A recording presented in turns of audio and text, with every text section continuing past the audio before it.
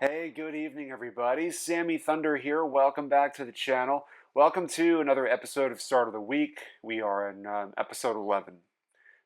Week after week, I receive contributions from you guys of some cards that you've picked up over the year or over the last week, and I showcase it here on the channel for everybody to enjoy. Tonight, I have received 7 contributions over the past week that I'm going to be sharing with you guys tonight. I brought up some research topics for each set, for each card to showcase, talk a little bit about the pop report of each card from its respective grading company, and I think these contributions are going to be really exciting. It's really a wide variety of pre-war, golden age, and some of the 70s stuff as well. So we're going to jump into it now.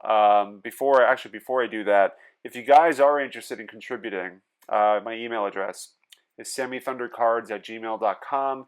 All I ask is for you to send a vertically shot photo of your card that you want to showcase. If you want to give me details about it, you can. I've realized that I'm probably going to end up doing a lot of my own research just to kind of support the card. You can tell me about, if you want to share how much you paid for it, you can. It's not required. I just want to kind of highlight the card for you guys and share a little bit about the set based on some websites that I've looked up. So if you're interested, send me thundercards@gmail.com. I do ask just to limit to one card. It takes a lot of work to have to go through and research on a variety of different cards. So one card per submission would be great, just to kind of make things a little bit easier. But let's go ahead. We'll jump right into it, and I hope you guys enjoy. All right, so we start with Tom. Tom has contributed a number of times now, and he sent me a photo of the T206, the Hindu brownbacks, and of the Clark Griffith, the portrait of him. And let's first talk a little bit about Clark Griffith. Clark Griffith was, I believe, he was the owner of the Washington Senators. Really, I think he was a manager as well. I'm not 100% sure. I think he was.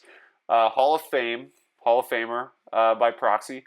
And my favorite story is a buddy of his was a scout, or a former teammate was a scout and was scouting Joe Cronin. Clark Griffith was not a big fan of Cronin and ultimately called him a bum before Cronin became who he became. And the connection with Griffith and Cronin is Cronin ended up marrying Clark Griffith's niece. So quite a huge circle to wrap around ultimately there.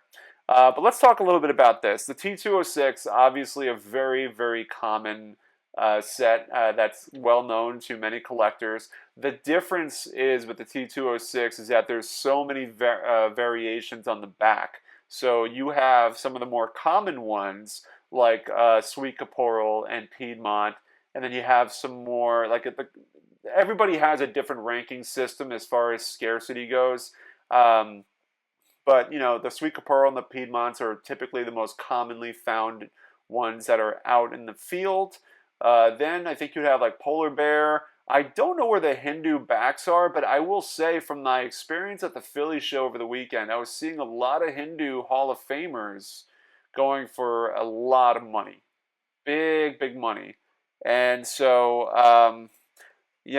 when I came to the pop report, I was looking on PSA's website and I did my search for the Hindu brown backs, and it kept linking me to I think it was Sweet Caporal and Piedmont, and it just didn't give me a good idea as far as how many there are that were graded.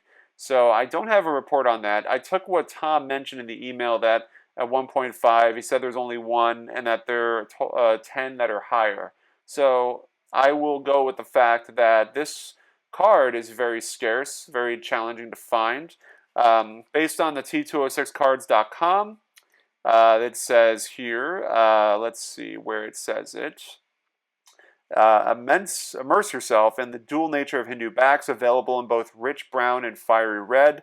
The brown Hindu backs originated with the 150 series, while the red Hindu backs later emerged as a beacon of rarity, gracing only cards unknown with its brown counterpart. Let's see, it says investing in rarity, owning a Hindu-backed T206 card is an investment in history and intrigue. These cards, particularly the Southern Leaguers and elusive red ink variations, hold significant value and prestige, making them coveted treasures for serious collectors. Want to go even further here. Owning a Hindu-backed T206 card is like deciphering an ancient scroll, unlocking a forgotten chapter in baseball history. So dust off your pith helmet, channel your inner collector, and embark on a captivating journey through these enigmatic cards where baseball heroes meet exotic allure in a symphony of visual and historical wonder. I mean, that is an incredible way to put these cards. Tom, thank you so much for sharing this one. This is a beautiful looking Clark Griffith. I have one in a Piedmont back, I believe. And I will say, the centering on yours really just captivates my attention. I notice it has a small stain on the upper left corner of it, but to me, stains are not that big of a deal. As long as it doesn't really take away too much from the player and the card itself. And it has like something going on down the middle of the card, but there's such a minor thing that by looking at it now, it really doesn't take much away from it for me. So thank you so much for sharing it, Tom. And our next one is Jeremy. Jeremy has submitted a number of times with me now, and he submitted this beautiful looking 1951 Bowman of Whitey Ford. So Bowman, obviously a very classic set. Everybody, it was considered, there was saying here on cardboardconnection.com, there was a period of time between 1948 and 1952 when the Bowman Company was the king of the trading card market. With meticulous attention to detail and a highly competitive nature, Jacob Warren Bowman, the owner and founder of the company, used his entrepreneurial spirit to build a successful trading card series. And obviously the big thing about the 51 Bowman, obviously you have the mantle and the Mize that kind of highlight the set during that time. What was it? I guess 51 and then 54, 55, Bowman had the license or the agreement with Mantle to be the only card company that had a card of his. So it says here this 300, as far as the 51 goes, the 324 card set was the largest ever produced by Bowman and accounted for a large majority of the league from that season, being immortalized on cardboard based on black and white photographs that were then recreated in full color. The vibrant colors and realism of the depicted players helped 51 Bowman baseball stand out from competing brands. Other than the image, the only attribute on the card front is a white border, thin black frame, and the blackened text box with the player's name in white. So let's go back to the Whitey Ford Bowman. There's a pop report. There's been 808 graded. 16 of them have been graded 3.5, and there's only 190 higher. So it's a nice kind of a nice card to have. It's a really nice looking 3.5 as well. The centering on it is incredible. Both you and Tom just great eyes for seeing this card, and just I don't know if you bought it raw and graded it or if you bought it graded already, but beautiful looking Whitey Ford.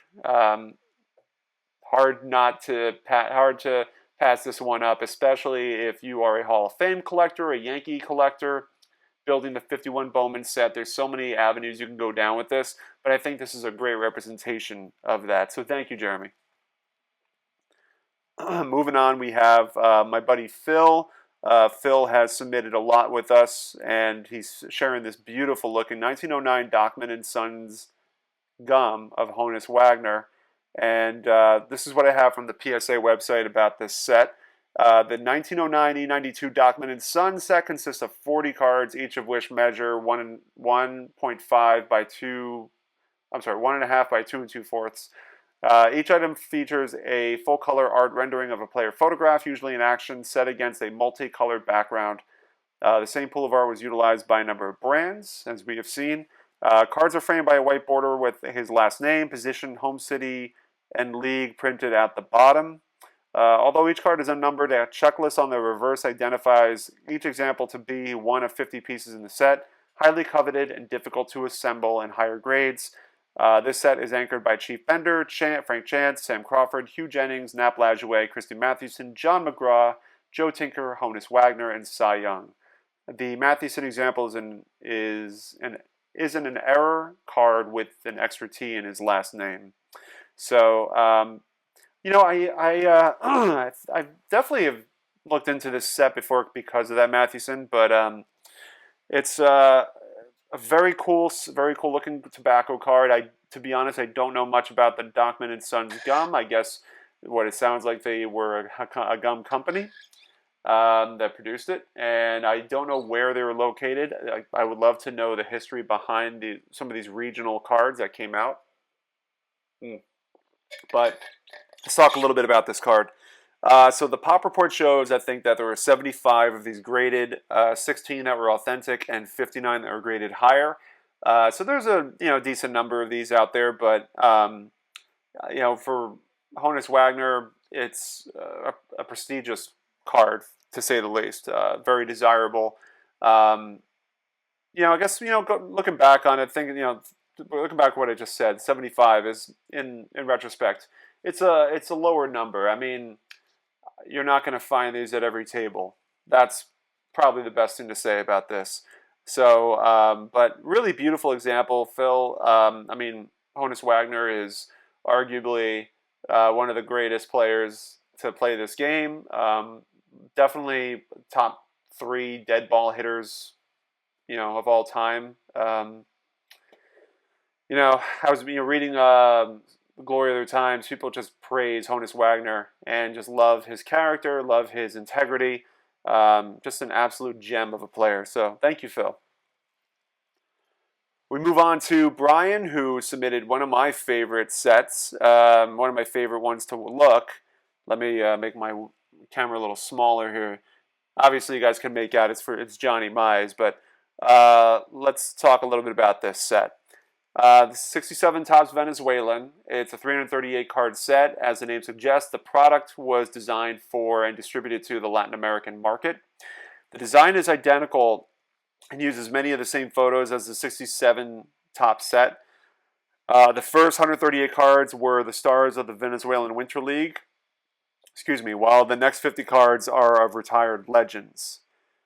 The final 150 cards are of active MLB players. The backs of each card are printed in Spanish. And I believe, based on my conversation with Pat Quinn, a lot of the card stocks were a little different. So they were generally attached to photo albums, so it wouldn't be a surprise that the back of a lot of these cards would have paper loss or damage to it. But in this case, we're looking at a beautiful version of a PSA 2, Johnny Mize. Great, just a legendary player that he's part of that 50 cards of the retired legends, the Retirado. I have my Mathewson card, but let's talk a little bit about this. The pop report shows there's 27 of these. There's only 7 that have been graded a 2, and only 8 of them have been graded higher. It's a tough set to find really high grades of these cards. And when they do go for high grades, they go for really, really expensive prices because of how scarce they are to find in those conditions. I'm really fortunate to have found my Mathewson. I probably paid a premium on it, but I know that paying the price that I paid for it, no paper loss on the back. Just really beautiful presentation on the front, the registration, more or less. So, but Brian, this is a great looking Johnny Mize, man. It kind of has a similar look to the Mathewson I have, which actually graded a 2 as well. And I'm sure you're pleased to have it in your collection. So thank you. All right, so now we move on to, let me make this a little bigger again. James. James submitted the 1972 Puerto Rican League Mike Schmidt. This is you want to talk about like really big cards. You have the 73 Topps Mike Schmidt, which you can get fairly easily for for a good price. Not that expensive. I mean, it depends on how high you go on grades, but um, this one is tough. I've only known a handful of people, like less than 5 people, that have had this card. I've seen it maybe once or twice at shows, and I go to a lot of them. But let's read a little bit about this set. This is according to PSA. Little is known about this issue. The complete set consists of 231 cards that are actually stickers to be used with an accompanying album. There are subsets for the, I'm not trying to pronounce this, for the Santurce All-Star Team, numbers 1 through 9, the Ponce All-Star Team, 10 through 18, and the Roberto Clemente Composite Photos, 198 to 206. Several former Negro League players are found within the set, as are a number of young major leaguers that were getting in extra winter work in Puerto Rico. The Mike Schmidt card is considered the key to the set and was issued prior to his 73 Topps rookie card. So, beautiful looking card. I mean, again, we're talking about a pop report of only 27 with SGC. Grade of a, there's only, so James has the only one that's in a grade of a 3, and there are 23 that are higher. So this card, I guess, is known for finding in the wild in really, really good condition. I'm not really I'm not sure what the card stock was like or what the sticker stock was like, whatever you want to call it. But I imagine, I guess these were found with, a lot of them were found in pretty decent condition. That being said, again, the scarcity of this card, the numbers speak for itself, 27, so I've only seen 1 or 2 at a show, and only a handful of collectors that I know have had one in theirs. So, James, beautiful, beautiful card. I'm sure, like any serious Phillies, Mike Schmidt collector would kill to have this. So, beautiful looking card. We move on to Brad, who has a beautiful 1934 Goudey of George Earnshaw, and let's take a look. Goudey being a very popular set in the 30s. It's a follow-up. This is according to Cardboard Connection, a follow-up to the popular 33 release. Carries over much of what made the original hobby a hobby staple. As the only player with 2 cards in the product, not to mention his face appearing at the bottom of the 84 of the 96 cards, Lou Gehrig is the clear focus of the 34 Goudey baseball. Let's see here. The 34 Goudey baseball design is very familiar to collectors and considered by many to be more attractive than the 33 set. The same design is also on display on the infamous Nap Lajoie mashup card that showcases a 34 Goudey front and a 33 Goudey back. While the 34 Goudey baseball fronts showcase an updated look, the card backs are very similar to the 33 design. At just 96 cards, the 34 Goudey baseball is a much more manageable set than its predecessor. Although there are no official short prints, the high numbers 73 through 96 are noticeably more difficult to locate. So this one, this one was graded a 3. Pop report of only 2 have been graded. Brad is the only one that has a 3, and there's one higher. So beautiful looking card of George Earnshaw. Decent centering on it. This one has that feature of the Lou Gehrig on the bottom of the card. Lou Gehrig says. And overall, just a really nice looking card and one of the more desirable sets that are out there. So thank you, Brad, for sharing, buddy. Bring up my buddy John, who has the 1920 W516-1 of Ty Cobb. And these strip cards are very popular amongst collectors, especially when you start bringing up names like Ty Cobb. This is on prewarcards.com that I'm reading from. The 5 variation sets, each containing the same 30 players, make up the W516 IFS series. The sets have differences such as name written crudely by hand or are typed.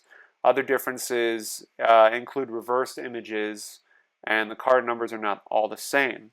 The one constant in the set is that each card has, so IFS stands for International Feature Service Copyright, because some of the cards were reversed. Copyright can also be seen with the reverse. Fronts include color images and a player name, positions, and teams. Backs are blank. And there's the 5 types, 516-1-1, handwritten information at the bottom, which I think is what's showing here on John's Ty Cobb. Typed information, handwritten information at bottom, but with W516-2-1 numbering. So yeah, there's 5 different variations, and let's see. In addition to these 5 types, Old Cardboard cites a similar issue that is unclassified and called the blue and orange set. The cards use the same images as the ones in this set, but have only orange backgrounds of blue ink. Different font for the names and no team, position, number, or copyright. But going back to John's submission, I mean, Ty Cobb is, I mean, we were talking about Honus Wagner being one of the greatest hitters of all time. Ty Cobb is certainly up there as well, and goes, really hand in hand with Honus Wagner as being the greatest dead ball hitter of all time. So in this case, with John's card, there's a pop of 49 total. 28 of them have been graded authentic, with a pop report of 21 that have been graded higher, if you just rule out the difference. But I mean, honestly, when you start kind of going back in time with these cards, and any sort of Ty Cobb card like this is going to be desired. So beautiful, beautiful card, John. Thank you for sharing as always. So yeah, I'm going to showcase a card myself for you guys. But my email is there if you want to share something from your collection as well. So feel free to reach out to me. Again, just one card for a submission. Make sure the card is the shot that you're taking, the photo is vertical, so it's easy to kind of just drop into my presentation. But what I'll do now is I'm going to shift over and we're going to showcase some cards, or showcase a card. So here we go. The Philly show was a lot of fun, to say the least. I almost didn't walk away with a card, but here is the newest addition to my collection, the Semi Thunder collection, is this really nice 1952 Red Man tobacco of Willie Mays in a PSA 6. These are fairly common to find, at least online. I looked at the pop report. I think there's over like 700 or somewhere in that number. But as the grades get higher, the pop gets lower. So I think there's about, I don't know, somewhere like 30 or 40 of the 6s. And then when you start going even higher than that, it gets lower. Fun fact about these Red Man tobaccos is that you can't see it right now, but the Pinkerton Mathewson that I have shares a connection with the Red Man tobacco. Pinkerton, I believe, in the 50s, was responsible for these Red Man tobacco cards. Same company, same foundation. And I believe it's, on the back here, it's, on the back it says Red Man's doubleheader for baseball fans. I think you would rip the tab off here, you'd send it back on the bottom.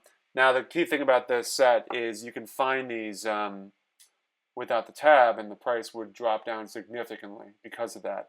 But if you find one with the tab, it makes it a lot more desirable for that reason.